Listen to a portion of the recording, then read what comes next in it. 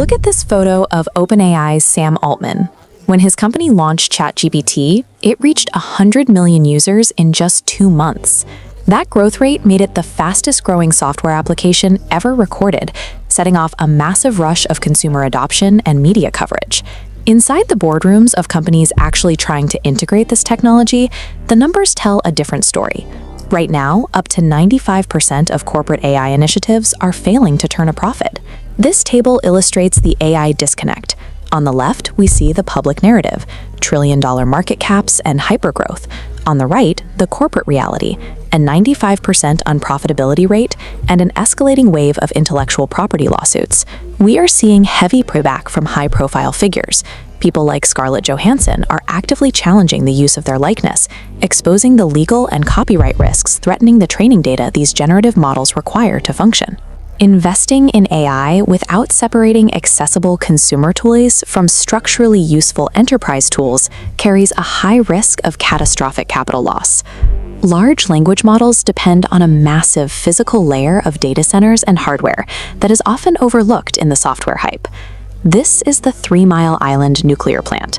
The energy demands of AI data centers have become so extreme that tech giants are now purchasing power from reopened nuclear reactors just to keep their servers running. To survive this cycle, operators and investors should recognize the split in the market between low-barrier generative software and capital-intensive physical and infrastructure AI. Tech monopolies are currently fighting for control over energy grids and hardware, the two physical bottlenecks likely to define the 2030 economy. The modern AI ecosystem is split into 3 tiers.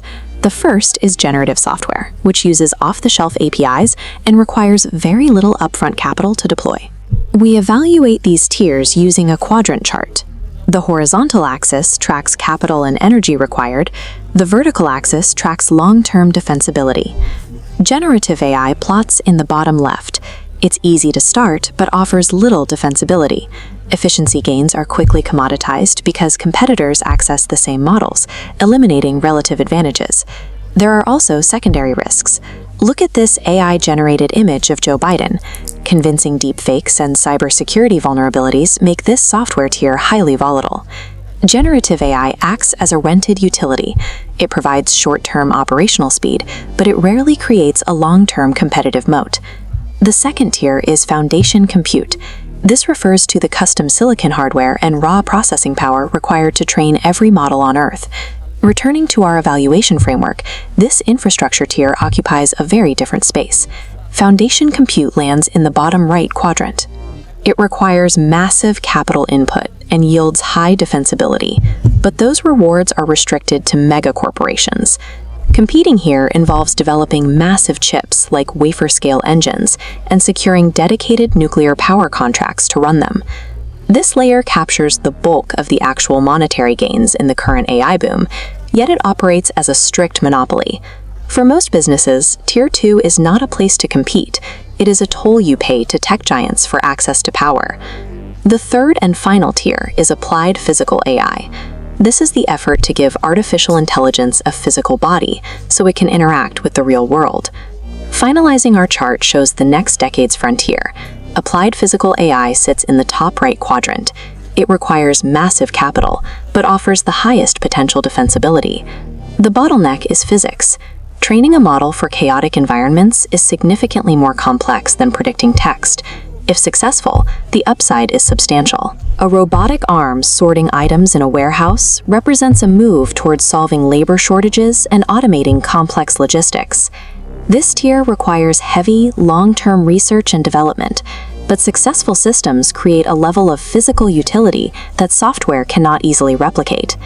Navigating this shift requires different tactics depending on your professional role. This decision tree maps out a strategy for AI allocation, splitting into 3 paths: the business operator, the capital allocator, and the career strategist. For the business operator, the goal is process efficiency. Use generative AI for speed, but avoid building your core business model as a wrapper on someone else's API. If you are a capital allocator, recognize the reality of the software bubble. Your capital may be better served in 5 to 7 year commitments toward companies solving physical bottlenecks and energy constraints. For the career strategist, the path forward involves the oversight, maintenance, and integration of physical autonomous systems to stay ahead of digital displacement. The AI boom indicates a structural change in how we work. However, the most defensible value appears to be consolidating in the physical layers, the energy, compute, and robotics that move the real world.